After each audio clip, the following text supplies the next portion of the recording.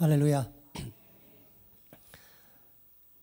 지난주에 한 주간 캄보디아 바텀방 신학교 방문과 또 그 사역을 은혜 가운데 잘 마치고 돌아왔습니다. 지난 1년간 우리 베델이 기도와 눈물로 심었던 이 신학교 사역과 또 그 사역자들에 대한 놀랄 만한 큰 영적 열매들이 맺혀 있는 것을 보고 돌아왔습니다. 정말 우리의 기도와 물질이 정말 귀하게 사용되어지고 있고 하나님 얼마나 기뻐하실까 하는 은혜도 받고 돌아왔습니다. 캄보디아에 있었던 선교 보고와 선교 내용은 전원장의 선교센터에서 화요일과 목요일 2번에 걸쳐서 아마 이야기하게 될 겁니다. 참석할 수 없는 분들은 유튜브 설교를 통해서 캄보디아 말씀도 함께 나누시길 바랍니다. 제가 캄보디아에 가 있는 동안에 이번 주에 비상계엄 및 여러 가지 일들이 있었잖아요. 그렇죠? 그래서 그곳에 가서 만났던 선교사님들이 제게 가장 먼저 했던 말이 선교에 대한 얘기가 아니라 조국의 상태가 어떤가, 우리나라가 정치적으로 어떤가, 그게 염려되어서 제게 가장 먼저 묻더군요. 같이 이야기 나누면서 선교 현장인 캄보디아까지 와서 이런 얘기를 해야 하는가 하는 마음이 참 무겁기도 하고 또 답답하기도 했었습니다. 사실 이런 세상 돌아가는 얘기나 이 정치 이야기 같은 얘기들은 가급적 설교 시간에 안 하는 것이 바람직하지만 역사의 한 장면을 지나가면서 하나님 말씀을 맡은 목사로서 이 문제에 대해서 한 말씀 드리지 아니하면은 책임을 유기하는 게 아닌가 하는 생각이 듭니다. 1987년도 6월 달에 민주화를 거쳐서 우리나라가 완전 절차상 민주주의 국가를 확립하게 됩니다. 그때부터 우리나라 대통령을 우리 국민들이 손으로 뽑는 역사가 일어났습니다. 그로부터 37년이 지났는데 그 37년 동안에 8분의 대통령이 국민의 선택을 받아 당선이 되셨는데 그 중에 3분이 탄핵을 당하셨습니다. 2004년도 5월 달에 노무현 대통령께서 탄핵을 당하셨고 2016년 12월 달에 박근혜 대통령께서 탄핵을 당하셨고 그리고 어제 윤석열 대통령께서 탄핵을 당하셨습니다. 그 중에서 노무현 대통령은 탄핵 기각 결정이 났지만 임기 후에 스스로 목숨을 끊는 비극을 당하셨고 박근혜 대통령은 헌정사상 처음 파면이 결정된 대통령으로 또 감옥을 사셨습니다. 이명박 대통령은 탄핵은 안 당하셨지만 대통령이 물러나시고 난 다음에 또 감옥에서 생활하셨습니다. 1987년도 대통령 직선제 이후에 8분의 대통령이 있었는데 그 중에 4분의 대통령이 안타까운 길로 걸어갔다는 것입니다. 미국은 240년의 민주주의 전통을 갖고 있지만 어떤 대통령도 탄핵된 적이 없고 파면된 적이 없습니다. 불과 37년의 역사를 가졌던 우리나라의 민주주의는 대통령을 이렇게 세 분이나 탄핵하고 했다는 게 정말 놀랍기도 하고 정말 이해가 안 되기도 합니다. 어제 저는 캄보디아 갔다 오고 난 다음에 오후에 난생 처음으로 대통령 탄핵되는 과정을 방송을 통해서 다 봤습니다. 예전에는 이런 인터넷 방송이 없어서 보고 싶어도 볼 수 없었는데 지금은 컴퓨터만 있으면 다 보는 거 아니겠습니까? 처음에는 결과만 봐야지라고 생각했다가 도대체 국회의원들이 어떻게 해무를 하는지를 한번 보고 싶었습니다. 왜냐하면 지난 37년간 네 분의 대통령이 고통을 당하는 그 중심에 국민들이 선출한 또 다른 권력기관인 국회와 국회의원들이 있었기 때문에 그렇습니다. 그래서 어제 4시에 우원식 국회의장이 개회 선언을 하는 것부터 시작해서 투표하는 전 과정과 5시 조금 넘어서 산회하는 전 과정을 처음 방송을 통해서 보았습니다. 시종일관 무거운 분위기로 시작이 되었는데 5시쯤 넘어서 투표 결과가 나와서 우원식 국회의장이 204표로 탄핵이 가결되었다라고 발표하는 순간에 국회의원들 몇 분이 기뻐하는 환호와 탄성을 지르는 소리를 방송에 그대로 나왔습니다. 당리 당략을 떠나서 국민이 선출한 대통령을 탄핵하는 이 역사적인 이 무거운 분위기에 국회의원 신분으로 기뻐하는 탄성을 하는 게 과연 옳을까 하는 생각이 들었습니다. 어떤 일이 일어나든 우리 국민의 불행 아닙니까?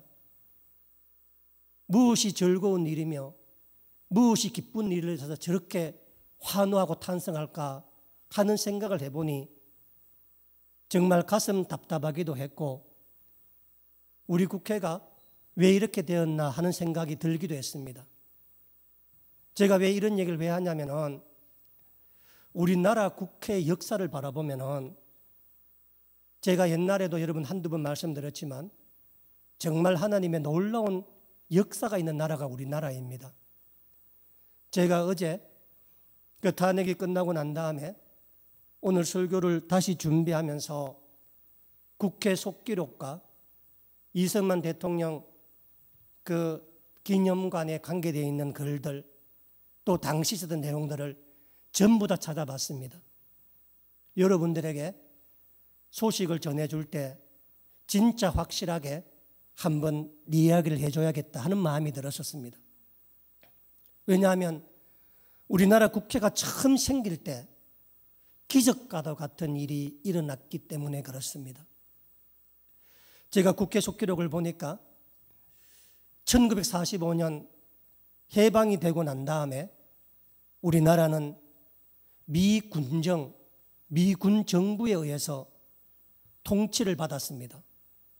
그러다가 1948년 5월 10일 날 5천년 한반도 역사에서 처음으로 일반 국민이 국가의 지도자를 손으로 직접 뽑는 국회의원 선거가 재헌 선거가 1948년 5월 10일 날 있었습니다. 그때 200명의 국회의원이 선출되는데 이 국회의원과 국회를 재헌국회라고 부릅니다. 왜냐하면 우리나라 최초로 헌법을 만든 국회의원들이기 때문에 그렇습니다. 헌법이라는 것은 뭐냐면 앞으로 이 나라가 어떤 방향으로 나아가며 이 나라가 어떻게 되어야만 될 것인가를 선언하는 형식의 최고의 법을 만드는 게 헌법 아닙니까? 이 헌법을 초안했던 이 사람들이 1948년 5월 10일 날 뽑혔던 200명의 국회의원이고 이 사람들을 재헌국회의원, 재헌국회라고 부릅니다. 이렇게 200명이 뽑혔는데 21일 뒤인 1948년 5월 31일 날 역사적인 재헌국회 개원식이 열립니다. 그러니까 우리나라가 어떤 분들은 3.1절 임시정부가 우리나라의 정통이라고 말한 분도 있습니다. 물론 맞을 내용입니다. 그러나 중요한 사실은 뭐냐면은 임시정부에 있던 분들은 국민들이 뽑은 사람들이 아닙니다. 그분들의 필요에 의해서 지도자들이 모인 것뿐이잖아요. 그렇죠? 그러니까 국민들이 직접 손으로 뽑았던 첫 번째 지도자는 1950년 5월 10일 국회의원 선거에서 뽑힌 사람들입니다. 이 사람들이 헌법을 만들려고 모인 재헌국회 개헌식이 1948년 5월 31일 날에 열렸다는 것입니다. 그날 열리는데 누가 의장을 맡을 것인가 라고 회의 전에 먼저 의장을 뽑았는데 이성만 의원께서 임시 의장에 뽑히셨습니다. 그리고 1948년 5월 31일 날 오후 1시에 재헌국회 개원식이 있었는데 그 개원식에 앞서 국회의원들이 다 모였습니다. 그때 임시의장이었던 이성만 박사가 단상에 나와서 우리나라 역사상 첫 번째 국회 속기록에 발언되어 있는 내용을 발언하는데 이렇게 발언하셨습니다. 제가 찾아봤습니다. 대한민국 독립민주국 제1차 회의를 여기서 열게 된 것을 우리가 하나님께 감사해야 할 것입니다. 종교, 사상, 무엇을 가지고 있든지 누구나 오늘을 당해 사람의 힘만으로만 된 것이라고 우리가 자랑할 수 없을 것입니다. 그러므로 하나님에게 감사를 드리지 않을 수 없습니다. 나는 먼저 우리가 성심으로 일어나서 하나님에게 우리가 감사를 드릴 터인데 이운영 의원이 나오셔서 간단한 말씀으로 하나님에게 기도를 올려주시기 바랍니다. 제가 몇 번 말씀드렸는데 제가 원문을 다 읽기는 처음입니다. 그날 1948년 5월 31일 날 198명의 의원이 모였었습니다. 그때 임시의장이었던 이성만 의장께서 정식으로 국회 개원식에 앞서서 먼저 이것부터 하자고 제안했는데 이 내용입니다. 여기에 하나님이라는 이름이 4번이나 나와 있습니다. 오늘 우리가 이렇게 선 것이 감히 누가 우리의 힘만으로 되었다고 말할 수 있겠습니까? 하나님의 역사부터 되겠습니까? 이렇게 이야기한 겁니다. 만약 제가 어제 대통령 탄핵되는 과정을 바라보면서 지금 우원식 국회의장이 안수 집사입니다. 22대 국회의원 가운데서 국민일보가 조사한 내용을 보면은 공개적으로 내가 그리스도인입니다 라고 고백한 국회의원 숫자가 87명입니다. 국민의힘이 29명, 민주당이 57명, 조국혁신당이 1명입니다. 만약에 오늘날 국회에서 먼저 하나님께 기도하자고 이야기했으면 난리가 났을 겁니다. 아마 탄핵하자고 난리가 났을 겁니다. 어느 시대인데 종교를 이야기하느냐 말했을 겁니다. 그러나 이성만 박사는 종교와 사상을 떠나 오늘 우리가 이 일을 하게 되면 우리 힘만으로 되지 않았기에 우리가 하나님께 기도하자 재헌국회 때 제안을 합니다. 어제 그거 보면서 우원식 국회의장이 안수 지사님이신데 회의에 앞서서 이 나라와 이 민족을 걱정하며 우리 각자가 믿고 있는 신에게 잠시라도 기도하자는 말을 했으면 얼마나 좋았을까.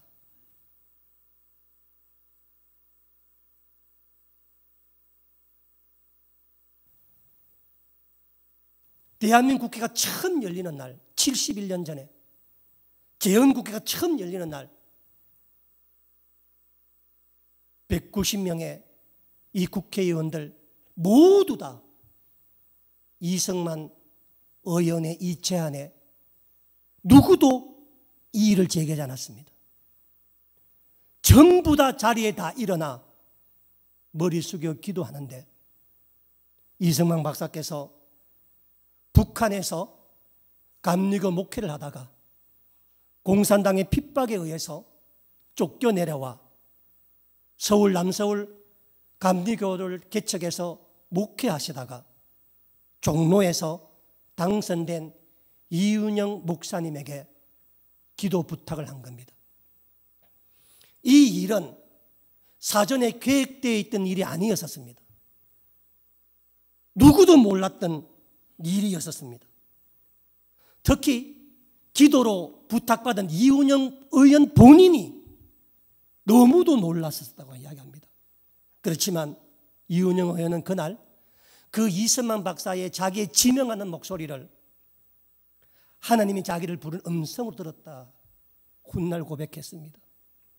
그래서 부족하지만 나와서 하나님 앞에 기도를 하는데 190명 전원이 머리 숙여 서서 함께 있었습니다. 이렇게 기도를 합니다. 제가 원문을 다 읽어드리겠습니다. 이 우주와 만물을 창조하시고 인간의 역사를 섭리하시는 하나님이시여, 이 민족을 돌아보시고 이 땅에 축복하셔서 감사에 넘치는 오늘 있게 하심을 주님께 저희들은 성심으로 감사하나이다.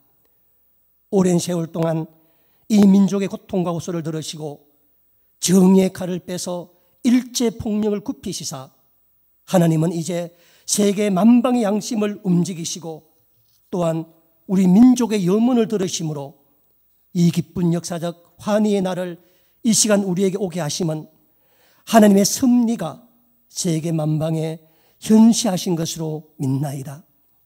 하나님이시여, 이로부터 남북이 둘로 갈리어진 이 민족의 어려운 고통과 수치를 신원하여 주시고 우리 민족, 우리 동포가 손을 같이 잡고 웃으며 노래 부르는 날이 우리 앞에 속히 오기를 기도하나이다.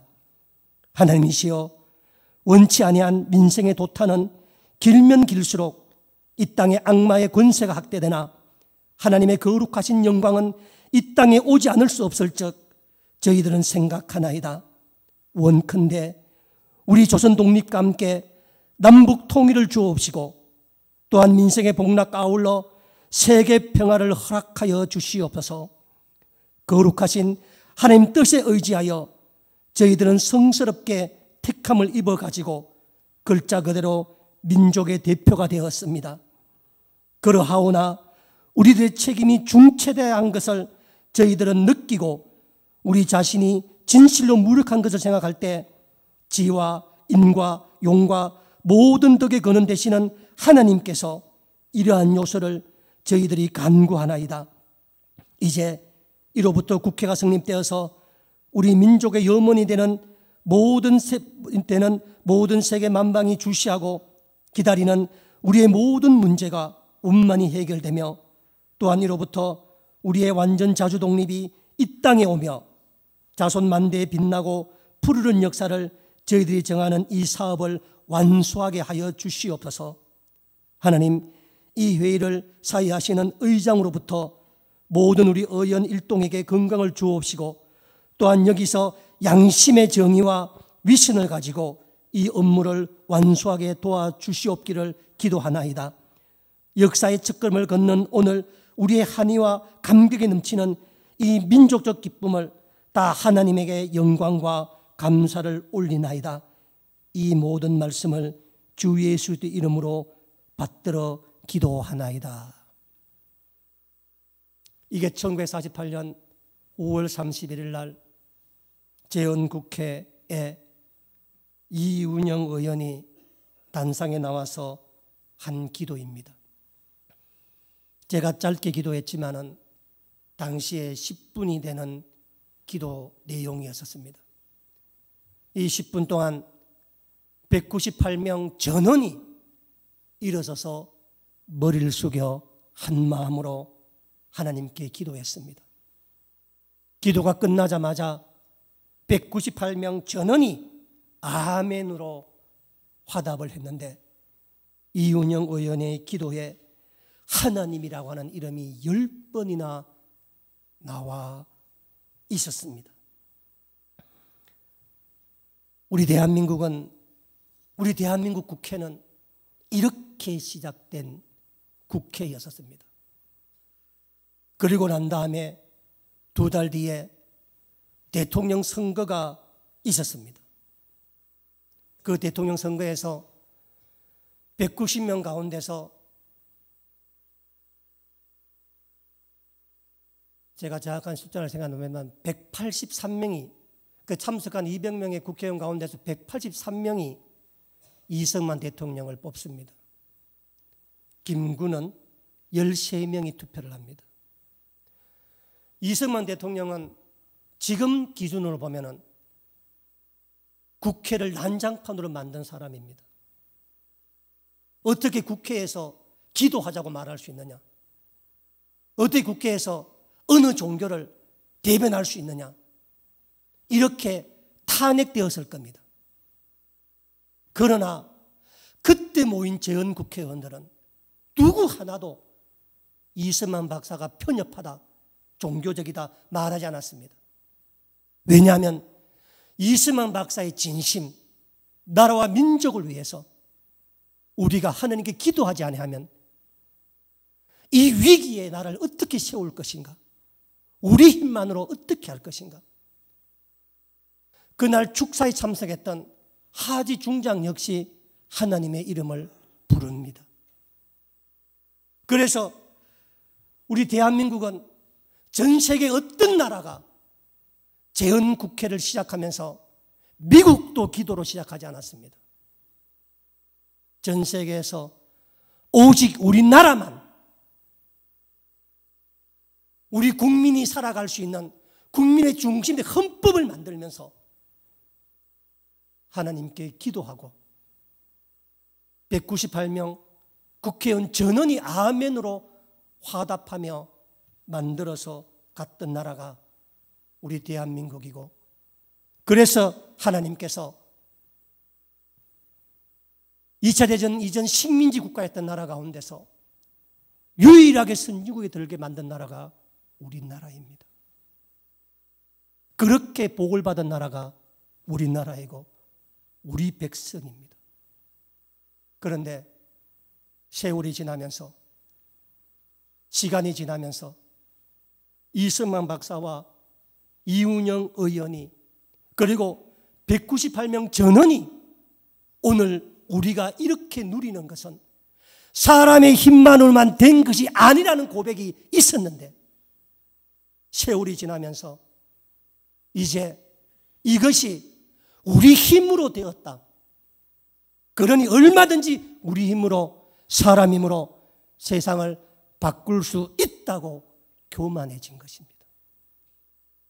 그래서 눈알이 뽑히고 머리가 밀려 짐승처럼 맷돌을 끌며 이방인들의 비웃음을 당하는 삼손이 되어간 것입니다. 덩치는 큰데 힘은 있는데 나라는 잘 산다 이야기하지, 선진국 이야기하지, 그 속에서 자기가 누군지를 모르고 어떻게 여기까지 왔는지를 모르고 이 일이 사람의 힘만으로 된 것이 아님을 잊어버리고 자기 힘으로 된 것처럼, 자기 능력으로 된 것처럼 그렇게 교만하다가 눈알이 뽑히고 머리가 밀리고 연자맷돌을 목에 걸고 이방 다곤 신전 안에서 이방인들의 비웃음을 당하며 하나님이 세우신 사사가, 하나님이 선택한 사사가 이 꼴을 당하게 되었다는 겁니다.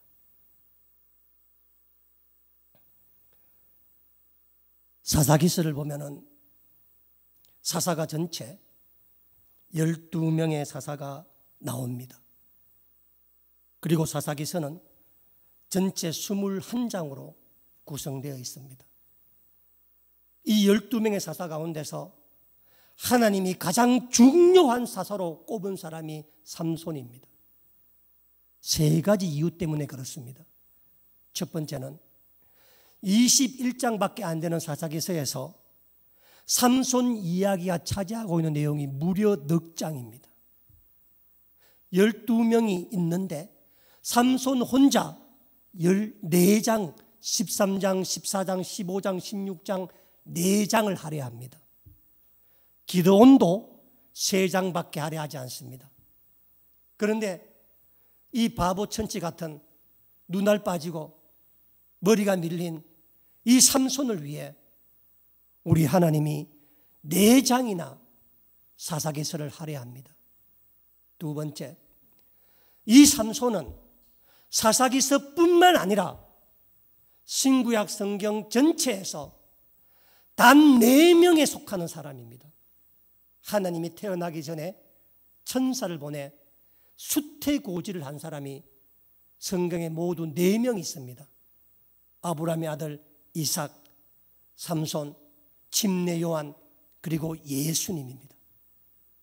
하나님은 삼손의 이 반열을 그런 일반 사사가 아니라 모든 사사는 성인이 되어서 부름을 받았는데 삼손은 잉태하기도 전에, 태어나기도 전에 하나님께서 삼손의 부모들에게 이 아이가 사사가 될 것이라, 나시린이 될 것이라 말씀했던 사람이 삼손입니다.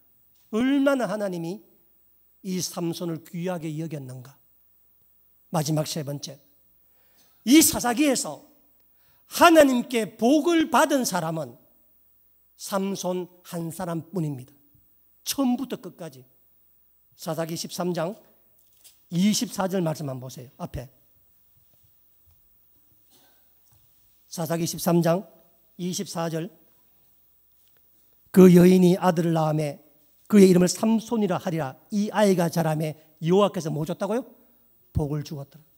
사사기 전체에서 처음부터 끝까지 복 받은 사람은 삼손 한 사람뿐입니다. 어떤 사사도 어떤 백성도 복 받지 못합니다. 그것도 삼손이 복을 달라고 기도해서 복을 받은 게 아니라 하나님이 스스로 삼손에게 알아서 복을 준 사람입니다. 얼마나 하나님이 삼손을 귀하게 여기는가, 얼마나 삼손을 하나님께서 특별하게 여기는가 알 수 있는 대목 아닙니까? 그런데 오늘 16장 4절 말씀에 보시면은 이 삼손이 4절 보세요. 하나님을 사랑하는 것이 아니라 누굴 사랑해요? 여인을 사랑합니다. 그뿐만이 아니에요. 5절 보세요. 블레셋 방백들이 여론을 조작하고 블레셋 방백들이 사람을 모아서 들일람께 뭐 한다고 나와요? 보세요. 세 번 줄에 삼손을 뭐 한다고? 깨웠어.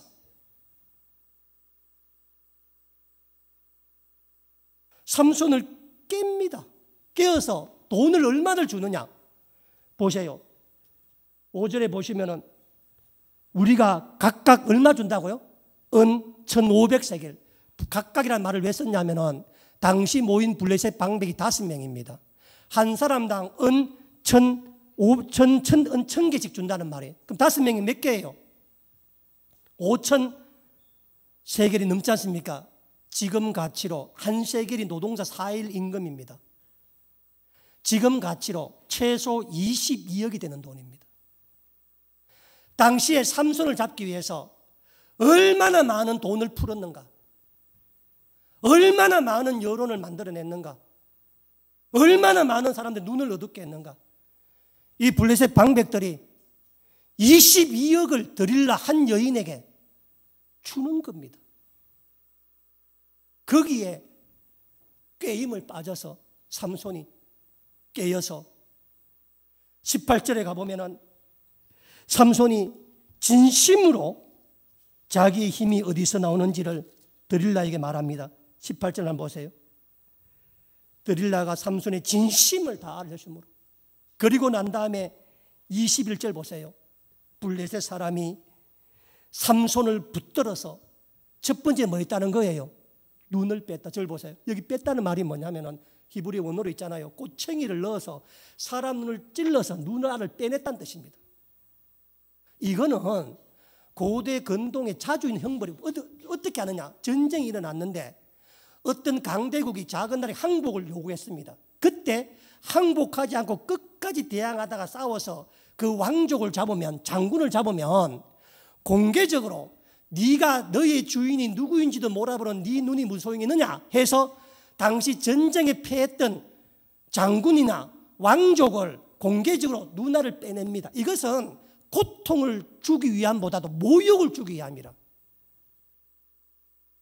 삼손이 지금 블레셋 사람들이 그 눈알을 빼낸 겁니다.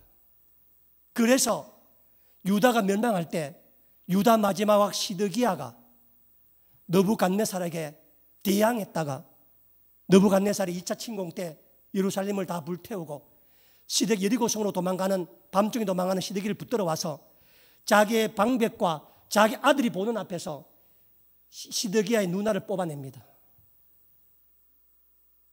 그리고 끌려가서 죽는 거라. 지금 이 블레셋 사람들이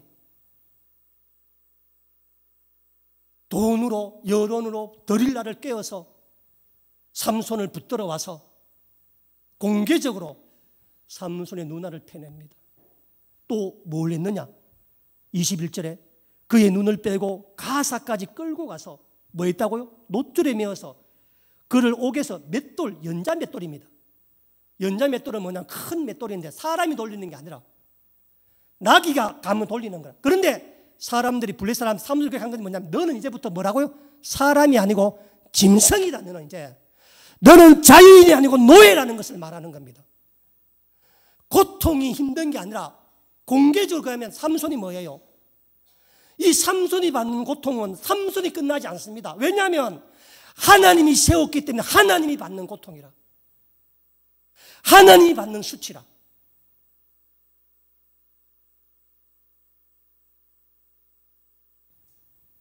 이 삼손의 한순간의 실수가 여인을 사랑해서 꾀임에 빠져서 분별을 잃어버렸을 때 이 한순간의 실수가 참혹하기 이를 데 없는 그의 생에 드러납니다. 우리도 마찬가지입니다. 내가 하나님 앞에 설 때, 내가 어떤 일을 할 때, 여러분들이 하나님을 바라보지 못하고 할 때 이 일들이 일어나는 거라. 여기서 중요한 것이 뭐냐면은, 삼손의 실수가 뭐냐면은 이 16절에 보면은, 16장에 보면은 끊임없이 주제가 뭐냐면 말이죠. 너의 힘이 어디서 나오느냐가 주요한 문제입니다.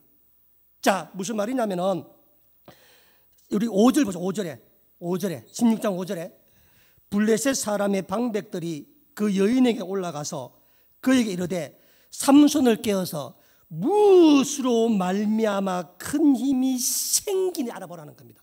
도대체 삼손의 힘이 근원이 어디냐?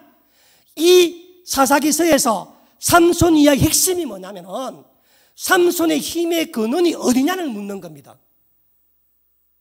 그리고 3절에 드릴라가 삼손에게 말하되 청하건대 당신의 큰 힘이 무엇으로 말미암아 나오느냐? 10절에 드릴라가 삼손에게 이르되 보라 당신이 나를 희롱하여 내게 거짓말하였도다.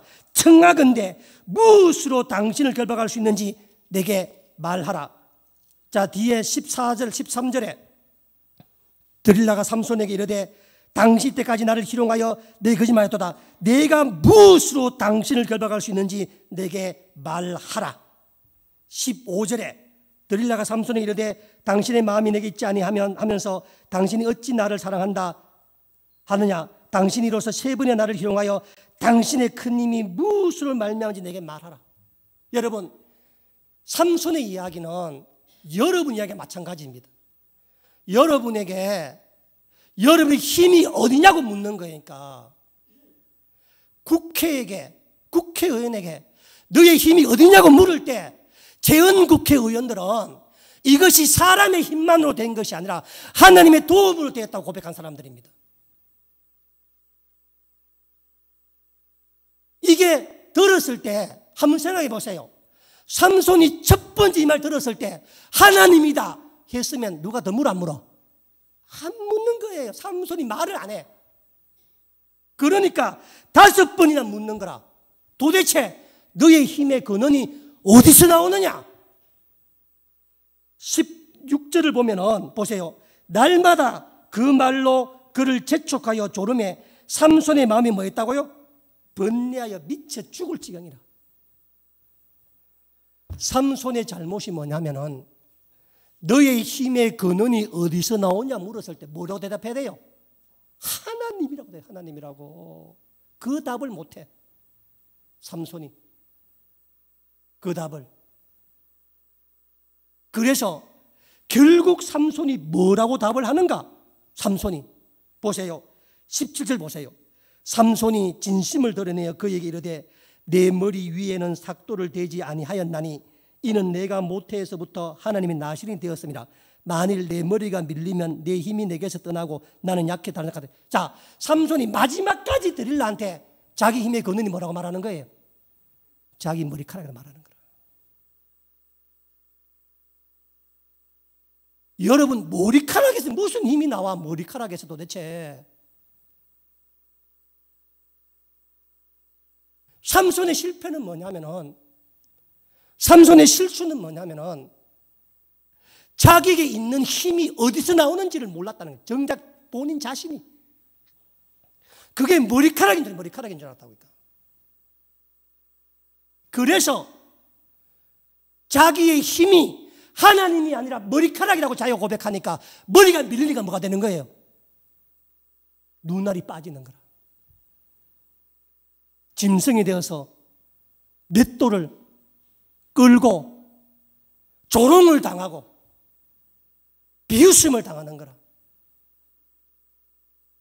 그런데 그 유명한 말씀 22절 말씀 보세요. 그의 머리털이 밀린 후에 뭐 했다고요?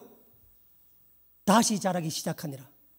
여러분, 이 말씀은 영적인 깨달음이 있는 사람만이 볼 수 있는 말입니다. 이거 머리털이 자란다는 뜻입니까?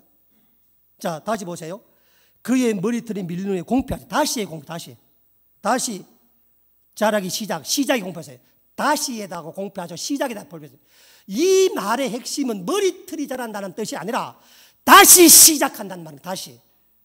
다시. 머리는 그냥 가만히 놔둬도 안 그래요? 저절로 자라는 거라 머리는. 그런데 하나님께서 삼손 이야기에 이 말을 넣어놓은 까닭은 뭐냐면은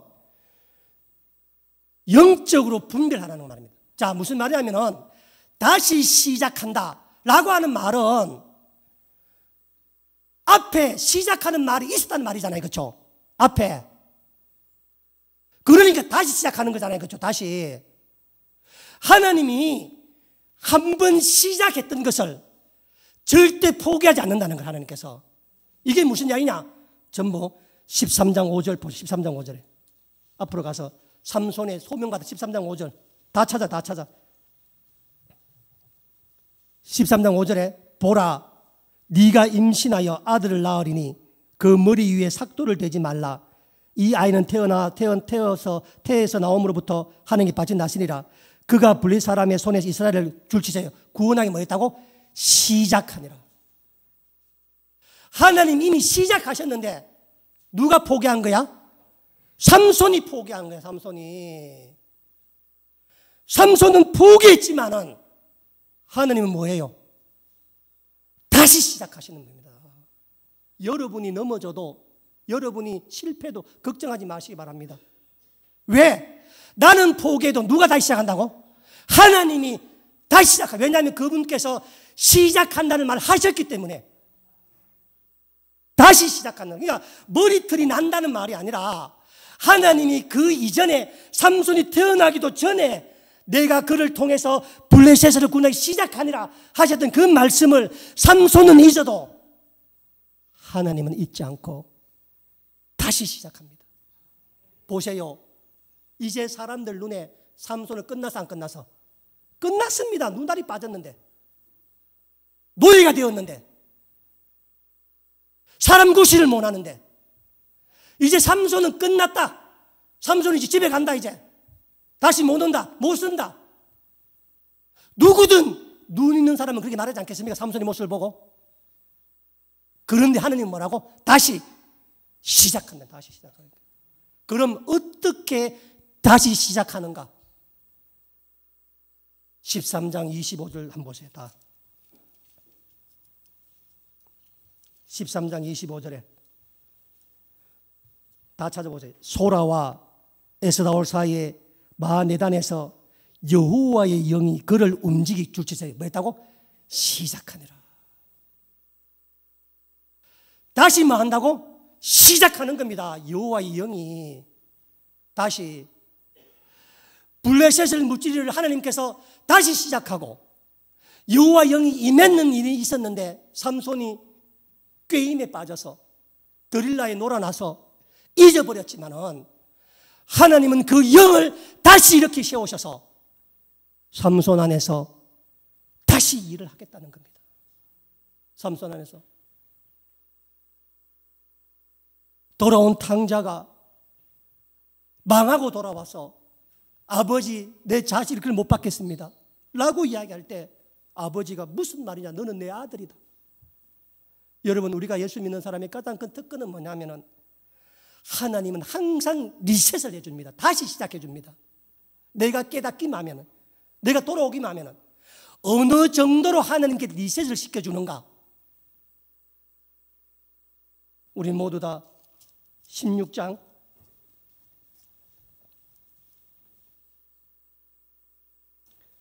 우리 28절에 삼손의 마지막 기도 한번 봅시다. 16, 28절에 삼손이 여호와께 부르짖어 이르되 주 여호와여 구하옵나니 나를 생각하옵소서. 하나님이여 구하옵나니 이번만 나를 강하게 하사 나의 두 눈을 뺀 블레셋 사람의 원수를 단번에 갚게 하옵소서. 자, 이 구약 성경에 나오는 기도 가운데서 가장 특별한 기도가 이 삼손의 기도입니다. 왜냐하면은 레위기서를 보면은 삼손의 기도는 기도가 될 수가 없습니다. 왜냐하면 하나님께 나아가는 자는 흠이 없는 자여야 돼. 흠 없는 제물을 드려야 돼. 지금 삼손의 몰골이 어때요? 눈알이 다 빠졌어 지금. 하나님 창조 때 만들어 온 하나님 형상이 뭐예요? 훼손된 거야 삼손이 지금. 자기 자신이 제물이 될 수가 없어. 흠이 너무 많아가지고. 그래서 구약 성서에는 흠 있는 제물은 드리면 저주를 받아 하나님 앞에. 드릴 수가 없는 거라. 그런데 삼손의 생애에 삼손이 하나님의 가장 큰 일을 했던 때가 그 자신에게 가장 큰 흠이 있을 때라. 흠이. 우리는 늘 우리 흠 때문에 하나님께 못 간다 이야기하잖아. 하나님, 내가 너무 어려워서 주님 못 갑니다. 돈이 없어서 헌금 못 합니다. 이러니까 그게 아니라 하나님은 내가 흠이 가장 클 때 내가 하나님께 드리는 기도에 응답하신다는 거. 이게 삼손의 이야기입니다. 내가 가장 흠이 있어 부끄러워서 하나님에 나가지도 못, 눈달도 다 빠져가 이방의 조롱이 되어서 실패하고 넘어져서 그럴 때 하나님이여 나를 생각하옵소서. 하나님 스스로 정한 부정한 예물 받지 않겠다. 흠 있는 예물 받지 않겠다. 그런 게 아니라 삼손을 안아주고 힘을 준 게 바로 복음입니다. 은혜입니다. 저는 우리나라가 위기에 처해 있지만은 이 나라는 기도로 세워진 나라입니다. 지금은 국회 누구도 기도하지 않지만은 우리가 기도할 때 하나님 응답하실 겁니다. 혹시 눈알이 빠진 것 같이 고통스럽고 어렵다면은 하나님께 기도하시기 바랍니다. 하나님 여러분의 영안을 열게 하시기 위함입니다. 혹시 연자 맷돌을 돌리는 짐승 같은 내 모습이 보인다면 우리 하나님 붙드시기 바랍니다. 하나님께서 흠 있는 우리를 세우셔서 약한 우리를 세우셔서 강한 자를 부끄럽게 하시고 하나님 앞에 우리를 세워나갈 것입니다. 저는 이번에 이 역사를 캄보디아에 가서 턴 형제와 신학교를 통해서 보았습니다. 정말 망나니 같았던 그 턴 형제가 우리 베델의 기도와 눈물과 후원하는 사람들의 그 눈물과 기도를 잊지 아니하고 선한 주의 종이 되어 캄보디아를 바꾸는 데 쓰임받겠다고 하는 그 결심과 그 각오는 정말 가슴 뜨거워지는 역사였고 주님 주시는 내게 귀한 물질이 이렇게까지 귀하게 쓰여질 수 있다는 것에 대해서 가슴 벅찬 시간이었습니다. 블레셋 방백들은 그 귀한 돈을 삼손을 깨우는데 22억을 썼지만은 우리 베델의 성도들과 우리 선교사 성도들은 그 작은 물질을 구별해 드릴 때 그들 속에서 하나님의 역사가 일어나고